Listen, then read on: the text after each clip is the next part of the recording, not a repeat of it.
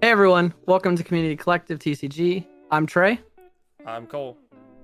and today we're back with our series of Deck Tech, our series that covers the new decks that are being released in a specific set. And this one, today we're talking about set 3 Interdimensional Transcendence. We're talking about Sacrifice Glass.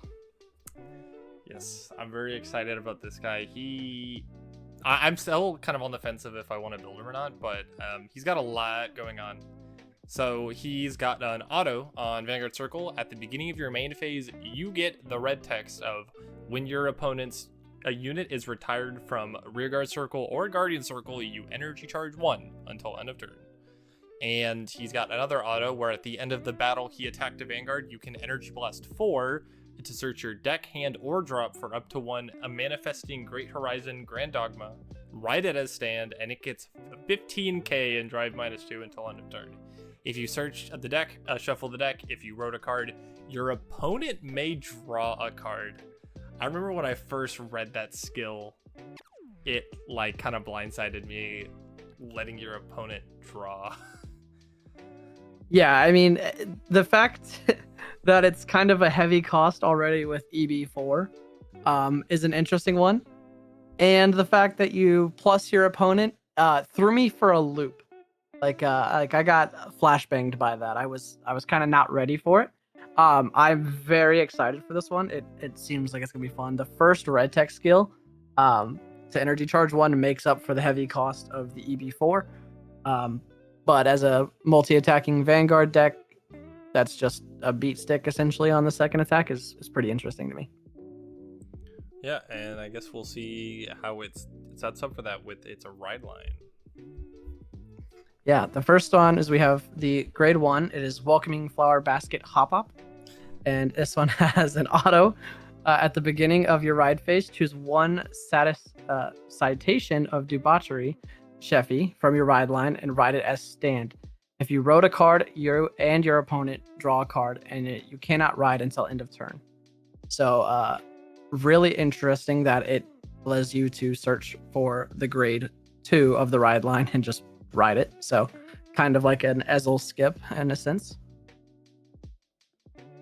I mean, it's weird because it's like at the beginning of your ride phase, you just ride the grade 2. So it's letting you ride without needing to discard is essentially all it is. It's not really like skipping in grade any because it's at the beginning of your ride phase when you would ride anyway. Yeah, it's weird. It's very weird. I don't know why it's worded that way, but I guess it's just another way it can let you ride without needing to discard. And then like there it is again, your opponent drawing a card. I don't get it, but yeah, it's gonna cause for some interesting things. The opponent drawing things is gonna be kind of interesting for on decks that draw a lot. So it's gonna force them to have to not draw from the skills they want and do things, because they're just going to deck out. So could be an interesting and very good card, but we'll see. And then we have the grade 2, and it has the effect of when this unit is wrote upon by one who governs rituals, sacrifice glass, cost, Soul Blast 1, search your deck for up to 1 sweet bait, reveal it, and put it into hand and shuffle the deck. It also has the auto, when this unit is placed on Rearguard Circle, choose a grade 3 or greater card with Grand Dogma in its card name from your damage zone, and you may put it into hand. If you put a card, choose a card from your hand and put it into your damage zone. So, interesting effects on this one. It allows you to recover your Grand Dogmas if you damage them out. So, consistency sake wise, you're going to get them back. yeah, I don't stuff like this. I guess on any nation out there would probably be Dark States trying to get stuff from its damage zone. Usually it's into soul, but this deck really wants to go into this Grand Dogma fella as much as it can. So why don't we go ahead and read her? And I absolutely love her art. Yeah, when she is bound by the ability of a card with the same name as this card, it gets put into drop instead. and at the end of the battle that it attacks, you choose one of your opponent's rear guards. No, your opponent chooses a rear guard and they retire it. If your bind zone has one or more cards with the same card name as this unit, you also get to choose one of your opponent's rear guards and retire it. And if your bind zone has two or more cards with the same card name as this unit, you stand it. So going off of Sacrifice Glass himself, he'd be attacking, going into this, and then if you've done this enough time, well, I guess I'll finish reading it first. At the end of your turn, if your bind zone has one or less cards with the same card name as this unit, you choose a Sacrifice Glass from your soul and write it as rest. If you wrote a card, bind this card. So it's a lot of words to essentially say that when your Sacrifice Glass attacks, you then superior right into this afterwards to get a second attack. And then if you've done this once, if you've done it at least once, the next time you superior right into it, it stays as your Vanguard. And then after the turn after that, it can attack twice. It can stand itself. It's a lot. I don't know. This deck kind of hurts my brain. Yeah, it's a 3-attack Vanguard, but with only the first 2 drives, and it's really just kind of, even though it is Vanguard restanding during your Persona Ride turn, so it's just a big beat stick swinging again from the Vanguard circle. So it's an interesting one. You obviously have to see these, so damaging out a bunch of these could hurt. But it's nice that it, kind of does the same effects of the glitter units, where it allows you to re-ride back into one who governs Ritual Sacrifice Glass, so you don't have to, ride over it, and it gives you the ability to Persona Ride that next turn. Yeah, I think. Okay, I think I've read this correctly. So basically, what it wants you to do is for 2 turns, it wants you to attack with Sacrifice Glass and ride into this card. And then at the end of the turn, you will go back into Sacrifice Glass, and this card will get bound. And then after you've done that twice, you should have 2 Grand Dogmas in your bind zone. So when you go into the 3rd copy of Grand Dogma, you get to retire 2 of your opponent's rear guards, and it can stand itself. And then every turn after that, you are on Grand Dogma. You are no longer, Sacrifice Glass is no longer your rear guard, because it will check if you have at least 1 or less, because if you have 2 in your bind zone, then it won't let you ride Sacrifice Glass from your soul. So it's very weird. It's very interesting. It's super out there. I think it's going for the idea of Sacrifice Glass summoning this spirit or something, and oh yeah, she's a ghost, so she's you're trying to summon her, and then eventually you've completely summoned her, and now you are just her for the rest of the game, which I think is super cute from a flavor standpoint. Yeah, it kind of takes over that Vanguard slot, so it's an interesting one, but it feels a little late game to me. I don't know. It's gonna, with how much you're plussing your opponent, you might not kill them early enough for this skill to matter, but at the same time, it almost feels like it doesn't want to kill your opponent early until it gets to this point, which is. It feels like it really just wants to deck your opponent out. Sure, yeah. Well, let's see what support it's got to help it get there. Yep. The first one we have is a grade 2, the Eternal Musician Musi, and this one has a front row rear guard. When your grade 3 or greater Vanguard with Sacrifice Glass and its card name attacks, choose one of your opponent's rear guards and retire it.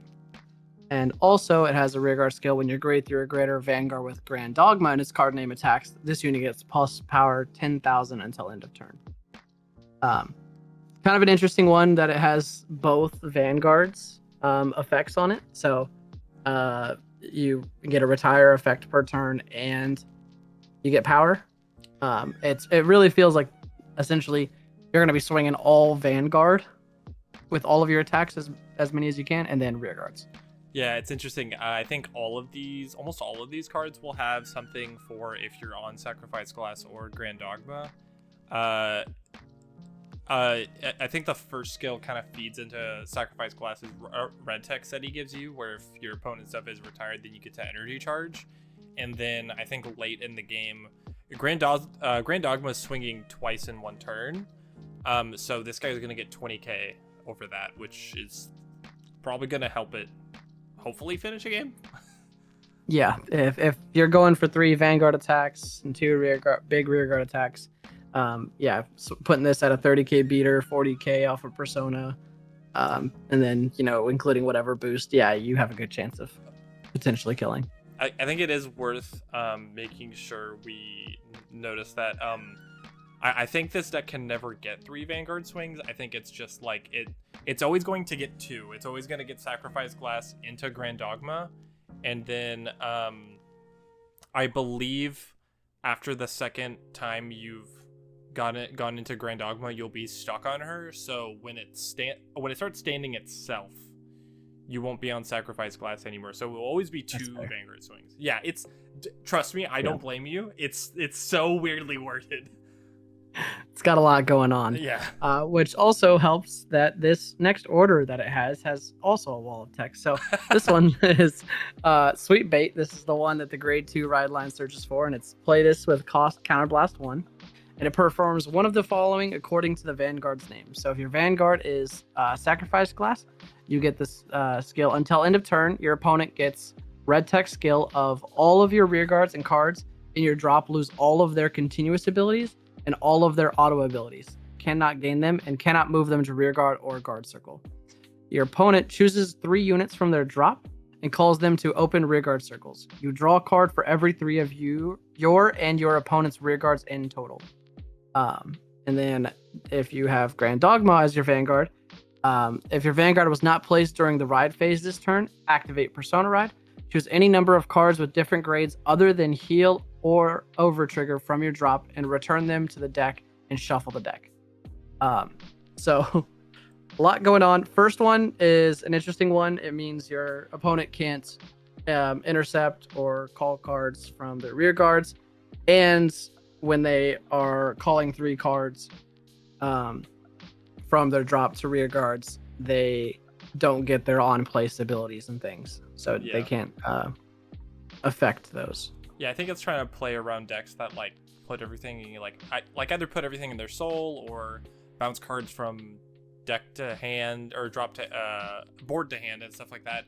So it's like, because it has to like, it's making your opponent call 3 cards from their drop, almost like what Shiranui does, but it's just once it's there, so your cards can retire them in that same turn to feed the energy charge of Sacrifice Glass and all that. Yeah, and the fact that you draw cards based off of every 3 of you and your opponent's rear guards. So if your opponent calls 3 and you have 5 on board, you're going to draw 2 cards. If they happen to call or have a full board, and you have a full board, you're going to draw 3 cards. So feels like you're going to consistently be drawing with this if you're using Sweet Bait, and you're on Sacrifice Glass. So kind of a nice little effect there for a Counterblast. Yeah, and then the other skill letting you kind of reset your deck.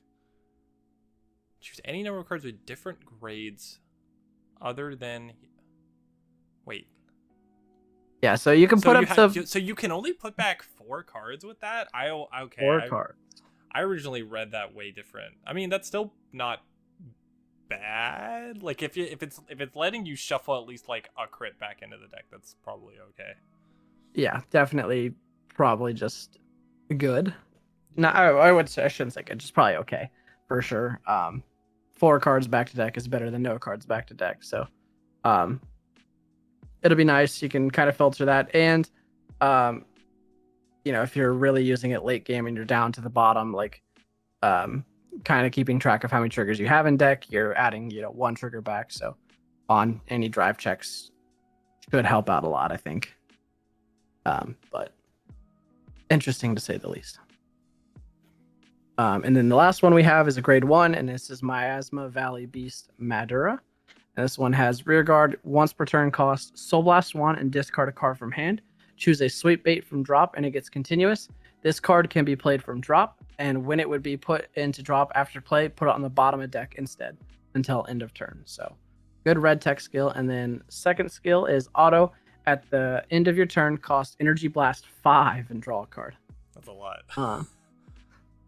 Yeah, the potential of you Energy Blasting 9 in a turn between rear guard and vanguard is a lot. Oh yeah. So I don't really know. I mean, on the plus side, you're getting 3 at the start of your turn and potentially 3 if you're on sacrifice glass by the amount of cards your opponent's calling back. So I don't know how I feel about that. The cost is too heavy, I think. Yeah. But I feel like it might come up like once a game or something. Yeah, if you can pull a pivotal piece from it, then that's great. But also, I don't know. It just feels like it's not going to do enough to me. At least letting you play your order from drop is pretty cool. Yeah. The fact Yeah, that it you puts don't back need deck. to run like Avarice Resters from set 2 is nice. For sure, yeah. Yeah, and I think it's worth mentioning that there's a triple rare in this set that can let you draw a card the turn you Energy Blast 3 or more times for a card's ability. It's a triple rare. And I think that will be ran in this deck, as much as it's not like expressly trying to help this deck. It will at least help it keep advantage, because I feel this deck screams to me like it wants to grind out the opponent a lot. So Yeah. It's going to be very disruptive in the drawing effect. And the fact that they do have to call rear guards kind of sucks from the first skill of Sweep Bait. But, you know, giving them board build essentially for free, even though they don't get the effects. So, yeah. very matchup dependent. Could be very good, could be very bad. It's yeah, because like they only lose their abilities until the end of your turn. It's not like until the end of your opponent's turn or anything. I guess this card would be insane if it turned off all their abilities, but yeah, if you don't end up being able to retire all 3 of those cards you made them call, it does just kind of help plus your opponent even more, which this deck already seems to be cool with doing. But I think overall we can know that it's a new late game deck, which there aren't too many of those coming out lately. It's got a heavy focus on giving your opponents resources and the incentive to spend them, giving them cards on the board and letting them draw, and hopefully that card they drew is like a rear guard they want to call to like keep, you know, committing so you can retire it and feed into its little ritual of making this little big lady, you know. It wants to mount a growing offering to an explosive second vanguard that you become locked into after enough sacrifices are made, giving you a surefire finisher, which I think this deck, I don't know, how do you feel about Grand Dogma being able to like finish a game? It all just depends on its real abilities. I don't like the fact that it loses its or it has that first skill, so I wish it would kind of allow you to cheat it into bind a little earlier. But I mean, it's a restanding Vanguard. That's just gonna be pretty good. So I mean, I can't see it being bad. And you're giving 20k power to your rear guard if you have the 1 grade 2 on board. Yeah. It's just pretty good. So I think it's going to be tough to kill with it necessarily, but I think you do have a good chance of it. Yeah, it feels like it's on a very strict roadmap of needing to get to Grand Dogma and sit on her for that one Persona ride turn where you play like Sweet Bait and you actually hold up, let me check what's going on here. Off your finger was not placed. Dang, you can't like activate Persona Ride twice or anything. Well, it's still probably gonna be pretty alright for this ghost to attack twice on a Persona Ride turn, because it doesn't lose any drive checks notably, and it does minus your opponent's board by 2 if they have anything there. Which, yeah, I don't know. I feel like this deck to me screams like it's gonna have the guy at your locals who is obsessed with this deck and wants to make it work super hard because its flavor is so strong. And I think I'll respect that person, you know. I am definitely looking forward to building and playing this, especially getting some time to actually learn how its combo works. Definitely probably won't be a Vanguard Day deck, but it'll be fun. Oh yeah, for sure. especially when it's using a modular order that can set up your opponent's board for you or help you avoid deck out. And it can use, like I mentioned before, that generic card. And there's the full name there if you want to look it up, where it can help you draw, and I think it does also energy charge a little bit. But more than anything, it opens a new avenue for Dark States being the first Dark States deck with a battle phase superior ride strategy. I don't think we have another deck that can superior ride in the battle phase for this nation, which is pretty cool. I think the only other thing that comes to mind is like Chronojet, but you know. I was gonna say that, but that's the only thing Chronojet's that a comes little to mind. different. So. Yeah. Yeah. I think that's correct. It's the first, so interesting. That's what I have to say about this deck. It's interesting. Yep, that's a fair way to sum it up. But with that, I think we'll wrap up this deck tech. If you watched till the end, thanks. If you like this kind of content, be sure to let us know down in the comments what you think about this deck, and like the video. And be sure to subscribe for the rest of these coming up in this set 3 Interdimensional Transcendence. But for now, I was Cole. And I was Trey. And we'll see y'all in the next one.